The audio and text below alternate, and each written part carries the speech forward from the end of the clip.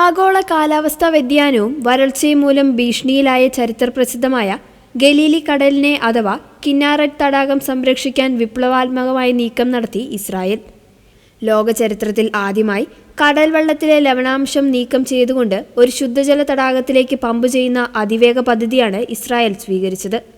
യേശുക്രിസ്തുവിന്റെ ജീവിതവുമായി ഏറെ ബന്ധമുള്ളതിനാൽ ഈ തടാകം യേശുവിന്റെ തടാകം അഥവാ ജീസസ് ലേക്ക് എന്നാണ് അറിയപ്പെടുന്നത്.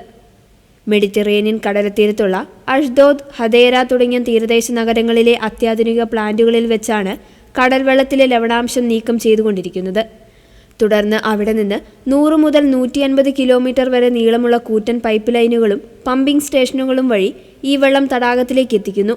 തടാകത്തിലേക്ക് നേരിട്ടൊഴുക്കുന്നതിനു മുൻപായി സാൽമോൺ അരുവി വഴിയാണ് ഈ വെള്ളം കടത്തിവിടുന്നത്.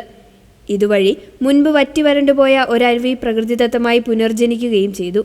പതിറ്റാണ്ടുകളായി ഇസ്രായേലിന്റെ പ്രധാന കുടിവെള്ള സ്രോതസ്സായിരുന്നു കിന്നാററ്റ് തടാകം. 1994 ഇസ്രായേൽ ഉദ്ഘാടനം ചെയ്ത നാഷണൽ വാട്ടർ കാരിയർ പദ്ധതി വഴി തടാകത്തിലെ വെള്ളം രാജ്യത്തിന്റെ മധ്യമേഖലകളിലേക്കും തെക്കൻ മരുഭൂമി പ്രദേശങ്ങളിലേക്കും എത്തിക്കുകയായിരുന്നു പതിവ്. എന്നാൽ പുതിയ പദ്ധതി ഇതിന് തികച്ചും വിപരീതമായാണ് പ്രവർത്തിക്കുന്നത്.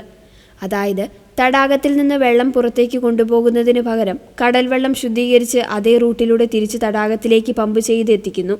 ഏകദേശം $269 മില്യൺ ചെലവഴിച്ചാണ് ഇസ്രായേൽ ഈ സാങ്കേതിക അത്ഭുതം യാഥാർത്ഥ്യമാക്കിയത്. ഈ പദ്ധതി 2018 നിർമ്മാണം ആരംഭിച്ച് 2022 തന്നെ ഉദ്ഘാടനം ചെയ്യപ്പെട്ടിരുന്നു. എങ്കിലും തുടക്കത്തിൽ പൂർണ്ണതോതിലുള്ള പമ്പിംഗ് ആവശ്യമായി വന്നില്ല. എന്നാൽ കഴിഞ്ഞ കുറച്ചു കാലമായി ഈ പ്രദേശത്ത് കഴിഞ്ഞ 100 വർഷത്തിനിടയിലെ ഏറ്റവും കടുത്ത വരൾച്ചയാണ് അനുഭവപ്പെട്ടത്. ഇതോടെ തടാകത്തിലെ ജലനിരപ്പ് വൻതോതിൽ താഴുകയും അതോറിറ്റി നിശ്ചയിച്ചിട്ടുള്ള അപകടകരമായ റെഡ് ലൈൻ വരെ എത്തുകയും ചെയ്തു. ഈ സാഹചര്യത്തിലാണ് തടാകത്തെ പൂർണ്ണമായും വറ്റിവരളുന്നതിൽ നിന്നും സംരക്ഷിക്കാൻ വേണ്ടി അധികൃതർ ഇപ്പോൾ പൂർണ്ണതോതിലുള്ള പമ്പിംഗ് അടിയന്തരമായി ആരംഭിച്ചത്. നിലവിലെ കണക്കനുസരിച്ച് ശരത് ശീതകാലങ്ങളിൽ മണിക്കൂറിൽ 5000 ക്യൂബിക് മീറ്റർ വരെ ശുദ്ധീകരിച്ച ജലം തടാകത്തിലേക്ക് പമ്പ് ചെയ്യാനാണ് ഇസ്രായേൽ വാട്ടർ അതോറിറ്റി ലക്ഷ്യമിടുന്നത്. ഇതുവഴി ദശലക്ഷക്കണക്കിന് ക്യൂബിക് മീറ്റർ ഉയർന്ന ഗുണനിലവാരമുള്ള വെള്ളം തടാകത്തിലേക്ക് ഒഴുകിയെത്തും. മഴ വളരെ ശക്തമാകുന്ന സമയങ്ങളിൽ മാത്രം ഈ പമ്പിങ്ങിന്റെ അളവ് താൽക്കാലികമായി കുറയ്ക്കുകയോ നിർത്തിവെക്കുകയോ ചെയ്യും. ലവണാംശം നീക്കം ചെയ്ത വെള്ളം പ്രകൃതിദത്ത തടാകത്തിലെ മത്സ്യങ്ങൾ, സസ്യങ്ങൾ, സൂക്ഷ്മജീവികൾ എന്നിവ ഉൾപ്പെടുന്ന ഡെലിക്കേറ്റായ ജൈവ വ്യവസ്ഥയെ ബാധിക്കുമോ എന്ന ആശങ്കകൾ ഉയർന്നിരുന്നു. എന്നാൽ തടാകത്തിലെ സ്വാഭാവിക ജലത്തേക്കാൾ ലവണാംശം കുറഞ്ഞതും ഉയർന്ന ഗുണനിലവാരമുള്ളതുമായ വെള്ളമാണ് തടാകത്തിലേക്ക് വിടുന്നതെന്നും പരിസ്ഥിതിക്ക് യാതൊരു ദോഷവും ഇത് വരുത്തുന്നില്ല എന്നും അധികൃതർ ഉറപ്പു നൽകിയിരുന്നു.